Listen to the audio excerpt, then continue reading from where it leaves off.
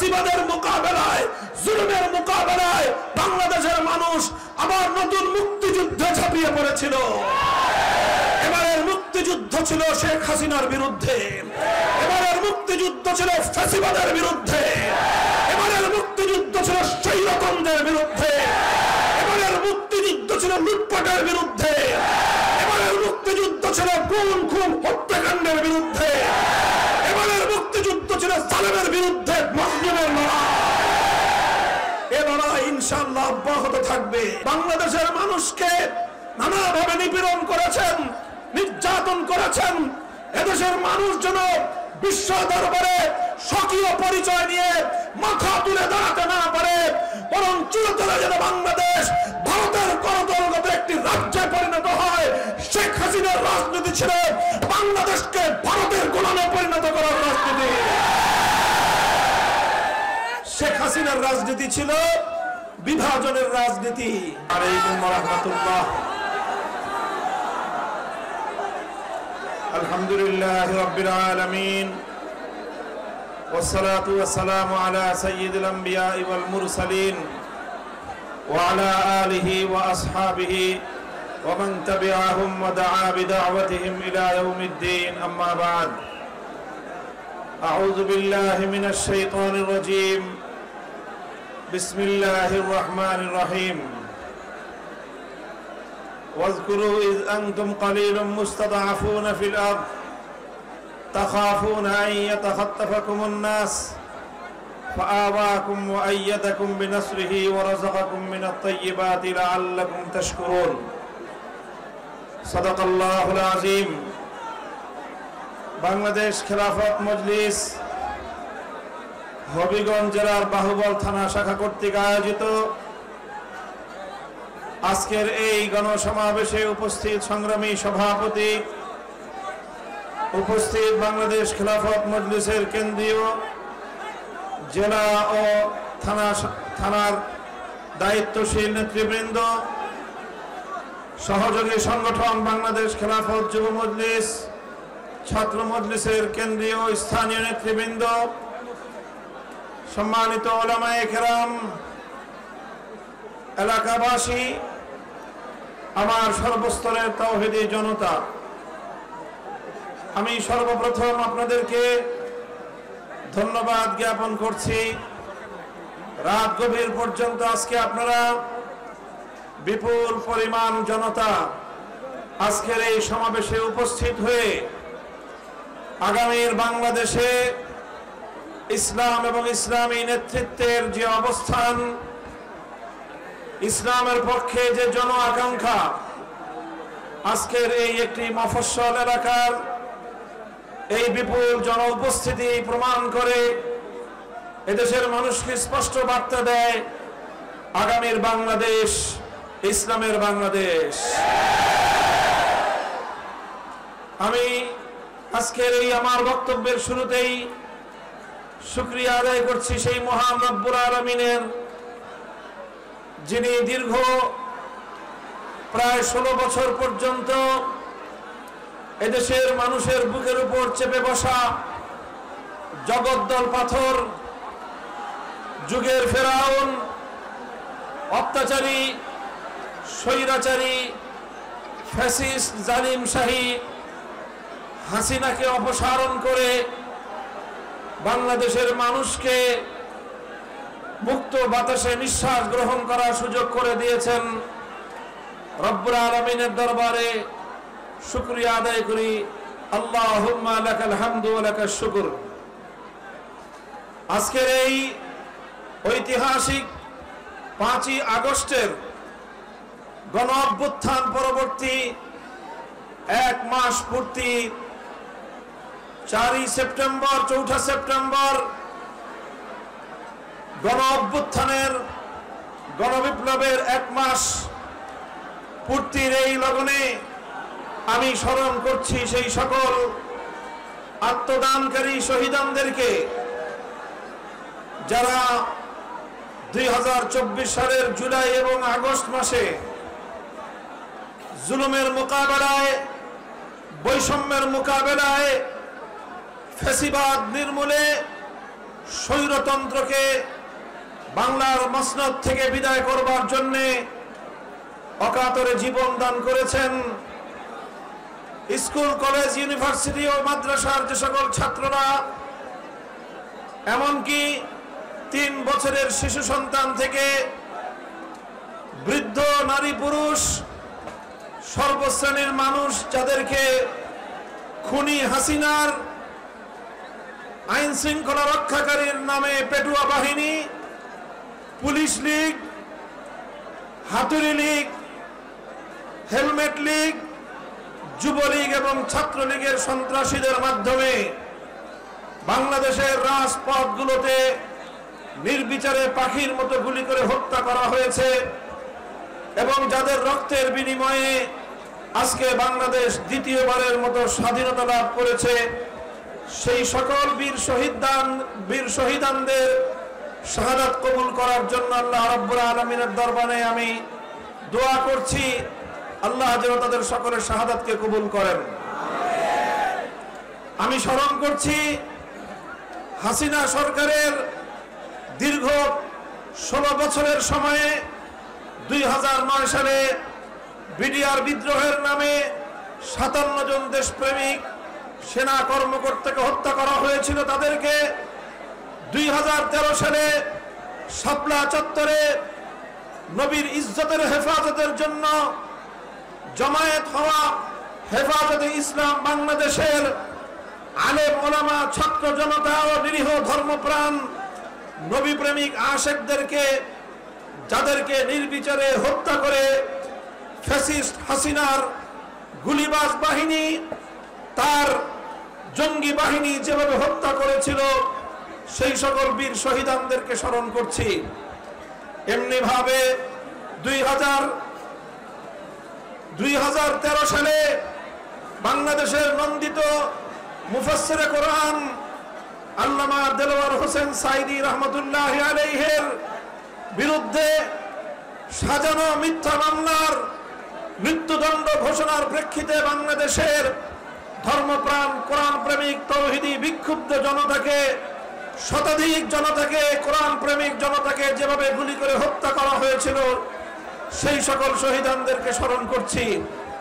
এছাড়াও দীর্ঘ এই সময়ে বিরোধী রাজনীতি করবার কারণে বিরোধী দলের শত শত নেতাকর্মী যারা গুম, খুন এবং হত্যাকাণ্ডের শিকার হয়েছে, যারা আয়না ঘর নামক ইতিহাসের বর্বর টর্চার সেলে বন্দী ছিল, যাদেরকে বিভিন্ন রিমান্ডের নামে বর্বর এবং অকথ্য নির্যাতনের মাধ্যমে একটি মধ্যযুগীয় বর্বরতার ইতিহাস রচনা করা হয়েছিল, সেই সকল গুম, খুন এবং হত্যাকাণ্ড, নির্যাতনের শিকার আমার বাংলাদেশের জনতাকে 2021 সালে বাংলাদেশের স্বাধীনতার সুবর্ণ জয়ন্তীকালে গুজরাটের কসাই নরেন্দ্র মোদীকে বাংলাদেশে আমন্ত্রণ করে যখন বাংলাদেশের স্বাধীনতার অনুষ্ঠানকে কলঙ্কিত করার পায়তারা করেছিল খুনি হাসিনা, এদেশের দেশপ্রেমিক মুসলিম জনতা নরেন্দ্র মোদীর আগমনের প্রতিবাদ জানানোর অপরাধে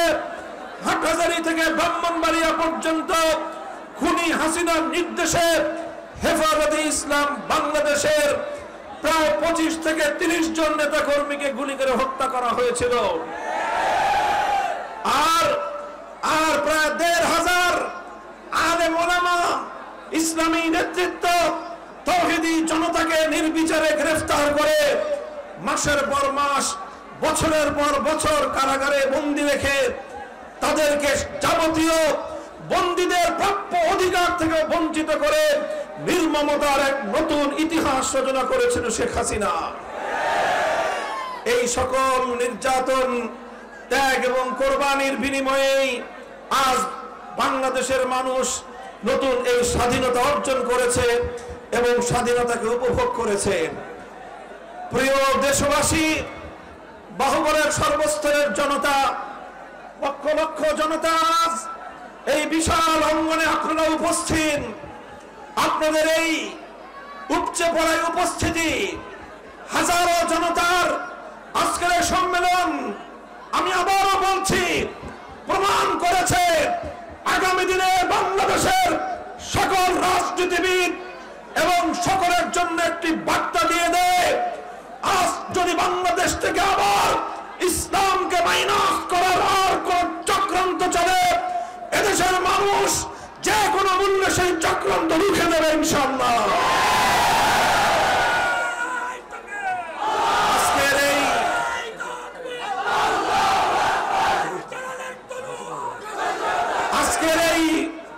আজকের এই শুভ লগনে আপনাদেরকে আমি একটি কথা স্মরণ করিয়ে দিতে চাই। একটি কথা প্রবাদ রয়েছে, স্বাধীনতা অর্জন করা যতটা কঠিন, স্বাধীনতা রক্ষা করা তার চেয়ে বেশি কঠিন। প্রিয় দেশবাসী, 1971 সালে রক্তক্ষয়ী মুক্তিযুদ্ধের মাধ্যমে বাংলাদেশের স্বাধীন মানচিত্র, স্বাধীন পতাকা অর্জন করেছিল আমাদের দামাল সন্তানেরা। কিন্তু মুক্তিযুদ্ধের বিজয়ের 1 বছর পার হওয়ার আগেই সেই বিজয়কে ছিনতাই করা হয়েছিল।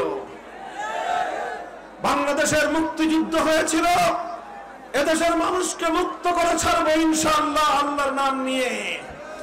বাংলাদেশের মুক্তিযুদ্ধ হয়েছিল, 71-এর মুক্তিযুদ্ধ হয়েছিল, কোরআন সুন্নাহ বিরোধী কোন আইন রচনা করা হবে না এই ওয়াদা এবং প্রতিশ্রুতির ভিত্তিতে।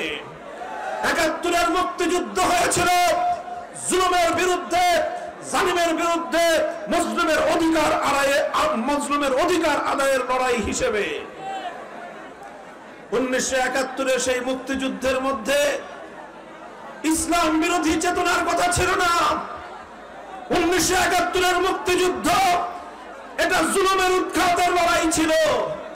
কিন্তু সেই মুক্তিযুদ্ধের পরে মাস পেরোনোর আগেই 72 সালে পার্শ্ববর্তী বন্ধুরূপী বাংলাদেশের কাঁধের উপর চেপে বসা একটি সাম্রাজ্যবাদী রাষ্ট্র সংবিধানের জন্য তারা একটি প্রেসক্রিপশন দিয়েছিল। আর সেই ভারতীয় প্রেসক্রিপশন অনুযায়ী 72-এর সংবিধান রচনা করা হয়েছিল। 72-এর সংবিধান বাংলাদেশের মুক্তিযুদ্ধের পরিপন্থী সংবিধান। 72-এর সংবিধান ছিল মুক্তিযুদ্ধের চেতনা পরিপন্থী সংবিধান। 72-এর সংবিধানে মুক্তিযুদ্ধের চেতনাকে টুটি চেপে হত্যা করা হয়েছিল, ছিনতাই করা হয়েছিল। হাজারো মায়ের বুক খালি করা, হাজারো মানুষের রক্তে বিধৌত মুক্তিযুদ্ধের ঐতিহাসিক সংগ্রামের চেতনাকে ছিনতাই করে ইসলামের বিরুদ্ধে একটি সংবিধান রচনার মধ্য দিয়ে বাংলাদেশকে অনিসলামিক ধারায় পরিচালনা করার পায়তারা চালানো হয়েছিল। এরপর 75 সাল পর্যন্ত এদেশের মানুষ দেখেছিল বাকশাল। 75 সাল পর্যন্ত বাংলাদেশের মানুষ জানত 30,000 মায়ের বুক খালি করে রাজনৈতিক বিরোধের প্রেক্ষিতে শেখ মুজিবুর রহমান সাহেব এদেশের 30 লক্ষ যুবককে হত্যা করেছিল, যার প্রেক্ষিতে ঘটেছিল 15ই আগস্ট। 15ই আগস্টে শেখ মুজিবুর রহমান সাহেব তার পরিবার পরিজন সহ নিহত হয়েছেন। সেখানে অনেক নিরপরাধ নারী শিশু নিহত হয়েছিল। সেই অভ্যুত্থানে নিরপরাধ যারা নিহত হয়েছে তাদের জন্য আমাদেরও সমবেদনা রয়েছে। কিন্তু আমরা বলতে চাই, সমবেদনা শুধু 15ই আগস্টের নিহতদের জন্য নয়, বরং 15ই আগস্টের পূর্বে সিরাজ শিকদার সহ বাংলাদেশের 30,000 মায়ের কোল খালি করা সেই সকল দামাল সন্তানদের জন্য আমাদের সমবেদনা রয়েছে। 15ই আগস্ট সংগঠিত হওয়ার পর শেখ হাসিনা বিদেশে বসে আন্তর্জাতিক গণমাধ্যমকে বলেছিল, যেই জাতি তার বাবাকে খুন করেছে, যেই জাতি তার বাবাকে হত্যা করেছে, সেই দেশের মানুষের কাছ থেকে তিনি প্রতিশোধ গ্রহণ করবেন। 75 সালে শেখ হাসিনা প্রতিশোধ গ্রহণ করার ঘোষণা দিয়েছিলেন। এরপর থেকেই শুরু হয়েছিল শেখ হাসিনার প্রতিশোধের রাজনীতি। 1975 সাল থেকে 2024 সাল পর্যন্ত এই 50 বছরের রাজনীতির ইতিহাস হল শেখ হাসিনার রাজনীতি। শেখ হাসিনার এই 50 বছরের রাজনীতি ছিল দুটি বৈশিষ্ট্য সম্পন্ন রাজনীতি। প্রথম বৈশিষ্ট্য ছিল শেখ হাসিনার রাজনীতি মানে হলো প্রতিশোধের রাজনীতি। দ্বিতীয় বৈশিষ্ট্য ছিল শেখ হাসিনার রাজনীতি মানে হলো বিভাজনের রাজনীতি। তিনি প্রতিশোধ গ্রহণ করেছেন, বাংলাদেশের মানুষকে নানাভাবে নিপীড়ন করেছেন, নির্যাতন করেছেন। এদেশের মানুষ যেন বিশ্ব দরবারে স্বকীয় পরিচয় নিয়ে মাথা তুলে দাঁড়াতে না পারে, বরং চিরতরে যেন বাংলাদেশ ভারতের করতলগত একটি রাজ্যে পরিণত হয়। শেখ হাসিনার রাজনীতি ছিল বাংলাদেশকে ভারতের গোলামে পরিণত করার রাজনীতি। শেখ হাসিনার রাজনীতি ছিল বিভাজনের রাজনীতি। এই দেশটাকে বিভক্ত করেছেন তিনি নানাভাবে, ধর্মীয় সংঘাত তৈরি করে, সংখ্যালঘু নির্যাতনের সাবোটাজ নাটক সাজিয়ে, তার দলীয় সাঙ্গপাঙ্গদের মাধ্যমে বিশেষ করে সংখ্যালঘু হিন্দু ধর্মাবলম্বীদের উপাসনালয়, ব্যবসা প্রতিষ্ঠান, তাদের বাড়িঘরে হামলা চালিয়ে এই দেশের মধ্যে হিন্দু মুসলিম সর্বদাই একটি দাঙ্গা বাঁধিয়ে রাখার রাজনীতি ছিল শেখ হাসিনার রাজনীতি। আজ শেখ হাসিনা নাই।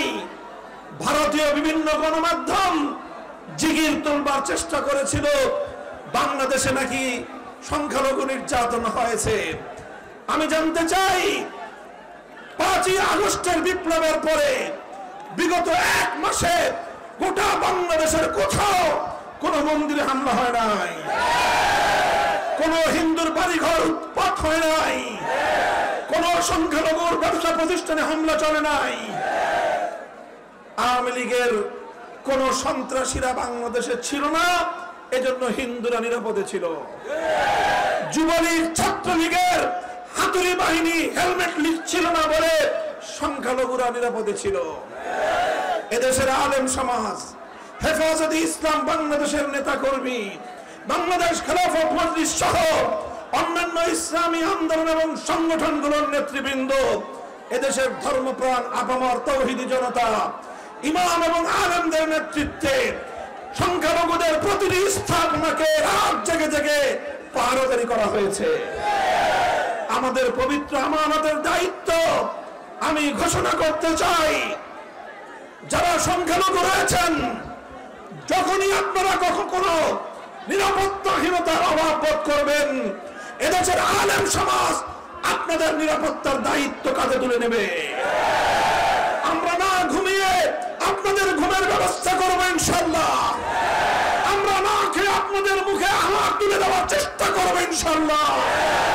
এটাই আমার নবীর আদর্শ, এটা ইসলামী খেলাফত ব্যবস্থার আদর্শ। সংগ্রামী তাওহীদি জনতা, আজ স্পষ্ট ভাষায় আমরা বলতে চাই, শেখ হাসিনার প্রতিশোধের রাজনীতি পরাজিত হয়েছে, তার বিভাজনের রাজনীতি পরাজিত হয়েছে। বাংলাদেশের মানুষ আজ ঐক্যবদ্ধ, ধর্মমত নির্বিশেষে সকল মত এবং পথ ঐক্যবদ্ধ হয়ে 5ই আগস্টের মহান বিপ্লব সংগঠিত করেছে। আপনারা দেখেছেন, এই বিপ্লবের সম্মুখ সারিতে ছিল ছাত্র জনতা। এই সম্মুখ সারির ছাত্র জনতা, এরা ছিল স্কুলের ছাত্র, এরা ছিল কলেজের ছাত্ররা, এরা ছিল মাদ্রাসার ছাত্ররা, এরা ছিল পাবলিক এবং প্রাইভেট ইউনিভার্সিটির ছাত্ররা। কোনো ভেদাভেদ ছিল না। কে রাজনীতি করে কে রাজনীতি করে না ভেদাভেদ ছিল না। কে ইসলামী সংগঠন করে আর কে অন্য সংগঠন করে কোনো ভেদাভেদ ছিল না। সকল ভেদাভেদের ঊর্ধ্বে উঠে ফ্যাসিবাদের মোকাবেলায়, জুলুমের মোকাবেলায় বাংলাদেশের মানুষ আবার নতুন মুক্তিযুদ্ধে ঝাঁপিয়ে পড়েছিল। এবারের মুক্তিযুদ্ধ ছিল শেখ হাসিনার বিরুদ্ধে, এবারের মুক্তিযুদ্ধ ছিল ফ্যাসিবাদের বিরুদ্ধে, এবারের মুক্তিযুদ্ধ ছিল স্বৈরতন্ত্রের বিরুদ্ধে, এবারের মুক্তিযুদ্ধ ছিল লুটপাটের বিরুদ্ধে, এবারের মুক্তিযুদ্ধ ছিল গুম খুন হত্যাকাণ্ডের বিরুদ্ধে, এবারের মুক্তিযুদ্ধ ছিল জালেমের বিরুদ্ধে মাজলুমের লড়াই।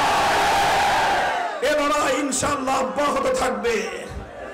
পরিষ্কার ভাষায় বলতে চাই, শেখ হাসিনা বাংলাদেশের মানুষকে হত্যা করে, সহস্রাধিক মায়ের বুক খালি করে, তারপর বাংলাদেশের 1 ইঞ্চি নৌপথ, 1 ইঞ্চি সড়ক পথ শেখ হাসিনাকে বরণ করে নেয়নি, বরং সে আকাশে উড়াল দিয়ে নরেন্দ্র মোদীর কোলে গিয়ে ঝাঁপ দিয়ে পড়েছে। ওই জায়গাটাই ছিল তার আশ্রয়স্থল। প্রমাণ হয়েছে বিগত 15 বছর বাংলাদেশের জনগণের অধিকার হরণের পিছনে নরেন্দ্র মোদীর দাদাবাবুদের হাত ছিল। পরিষ্কার বলতে চাই, বাংলাদেশের মানুষের অধিকার নিয়ে আর ছিনিমিনি খেলবার চেষ্টা করবে না। ভারত খান খান হয়ে যাবে।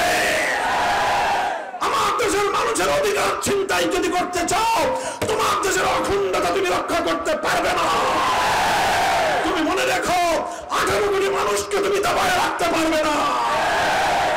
এদেশের মানুষ প্রতিবাদ করতে শিখেছে, এদেশের মানুষ রক্ত দিতে শিখেছে, এদেশের মায়েরা সন্তানদেরকে যুদ্ধে পাঠাতে শিখেছে, এদেশের সন্তানেরা মায়ের চোখের অশ্রু মুছে দিয়ে, বুকের রক্ত দিয়ে মায়ের মাতৃভূমিকে স্বাধীন করতে প্রেরণা পেয়েছে।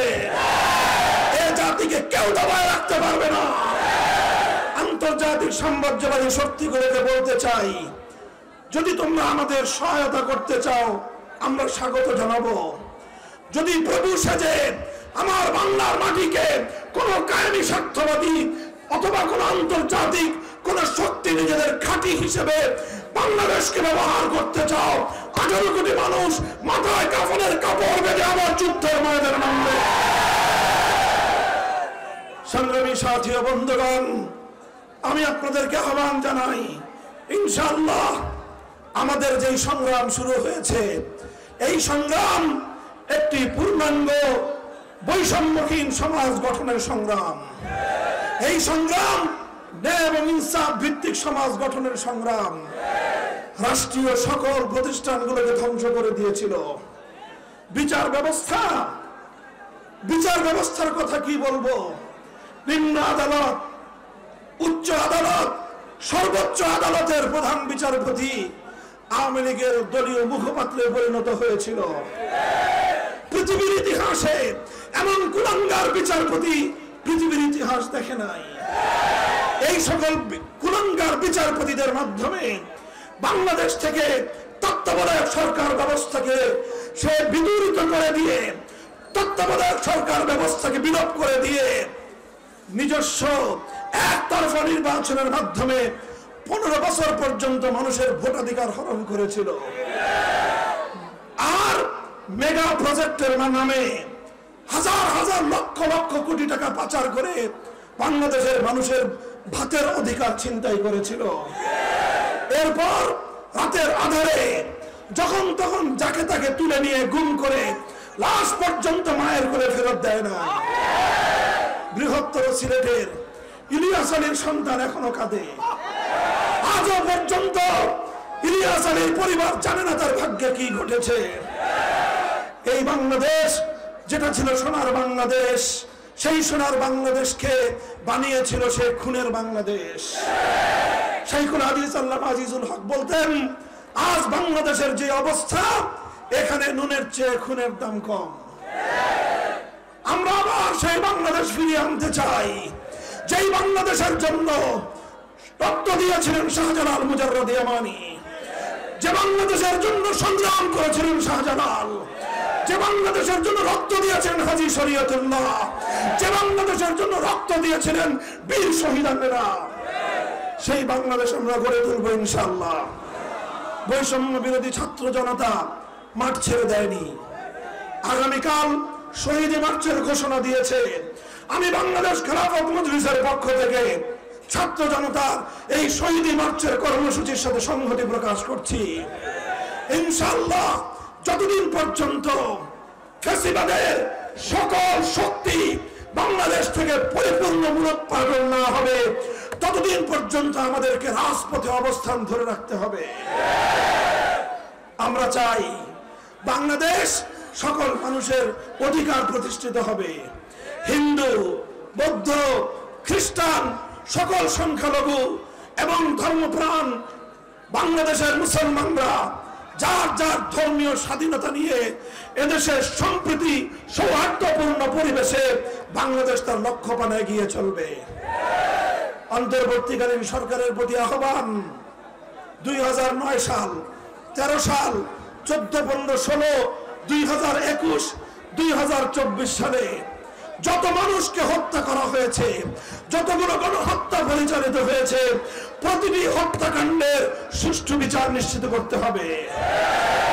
বাংলাদেশের সাথে ভারতের বন্দি বিনিময় চুক্তি রয়েছে, সেই চুক্তির মাধ্যমে খুনি হাসিনাকে ধরে এনে বাংলার মাটিতে বিচার করতে হবে।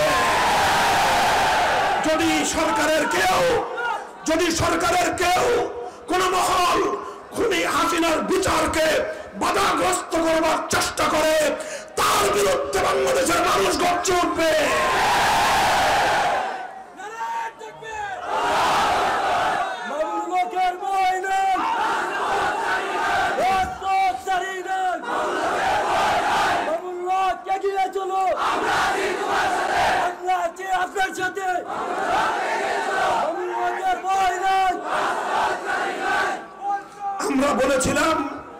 আমরা বলেছিলাম বাংলাদেশে আপনারা স্বাধীনতা রজত জয়ন্তী, সুবর্ণ জয়ন্তী উদযাপন করবেন, এটা আমাদের জাতীয় উৎসব। কিন্তু এই উৎসবে নরঘাতক গুজরাটের কসাইকে আহ্বান করে আমার স্বাধীনতার অনুষ্ঠানকে কলঙ্কিত করবেন না। আমাদের কথা ভালো লাগলো না। আমরা বলেছিলাম আপনার মরহুম পিতার ভাস্কর্য বানায় জাতীয় সম্পদ ব্যয় করে আমাদের ট্যাক্সের টাকা দিয়ে আপনি সাধারণ জাতীয় স্থাপনাগুলোতে, মহাসড়কগুলোতে আপনার বাবার মূর্তি বসাতে পারেন না। এদেশের মানুষ আপনার বাবার মূর্তি বানানোর ম্যান্ডেট আপনাকে দেয় নাই। আমরা মুসলিম জনপদের সড়কের মোড়ে মোড়ে এইভাবে তার বাবার মূর্তি বসানোর বিরুদ্ধে তাকে উপদেশ দিয়েছিলাম। মনে রাখবেন, আমরা কিন্তু হিন্দু ধর্মাবলম্বীদের মন্দিরের কোনো মূর্তির সমালোচনা কোনোদিন করিনি। হিন্দুদের ধর্মাবলম্বী উপাসনালয়গুলোতে তাদের মূর্তি থাকবে, তারা মূর্তির উপাসনা তাদের মতো করে করবে। কেউ যদি সেখানে ব্যাঘাত ঘটাতে চায়, আমরা জীবন দিয়ে তার পাহারাদারি করব। কিন্তু মুসলমানদের জাতীয় সম্পদ ব্যয় করে রাস্তার মোড়ে মোড়ে মুসলমানদের গুরুত্বপূর্ণ স্থাপনাগুলোকে বাবার মূর্তি দিয়ে এদেশটাকে একটা মূর্তির আখড়ায় পরিণত করবেন, আমরা উপদেশ দিয়েছিলাম। এটা করেন না, ভালো হবে না। আমার এই কথা ওনার ভালো লাগলো না। তিনি আমার বিরুদ্ধে ক্ষিপ্ত হয়ে উঠলেন, জাতীয় সংসদে আমার বিরুদ্ধে বিষোদ্গার করলেন। তার পেটোয়া বাহিনী এবং দেশের মানুষের সম্পদে লালিত গোয়েন্দা বাহিনীর সদস্যদেরকে আমার বিরুদ্ধে ষড়যন্ত্র করবার জন্য লেলিয়ে দিলেন আর আমাদেরকে কারারুদ্ধ করলেন। 3 বছর পর্যন্ত কারান্তরালে আমাকে বন্দী রাখলেন। কি পেয়েছেন আপনি? আপনি মনে করেছিলেন জোর করে এদেশের জনগণের কাঁধের উপর আপনার বাবার মূর্তি বসিয়ে দিবেন। 5ই আগস্ট এদেশের মানুষ প্রত্যক্ষ করেছে, জোর করে মানুষের উপর কোনো আদর্শ চাপিয়ে দেওয়া যায় না। আমরা বলেছিলাম ভালো কথা, শুনেন নাই।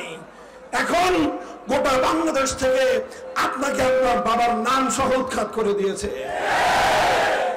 বাংলাদেশে আর আওয়ামী লীগের রাজনীতি চলার কোনো সুযোগ নাই।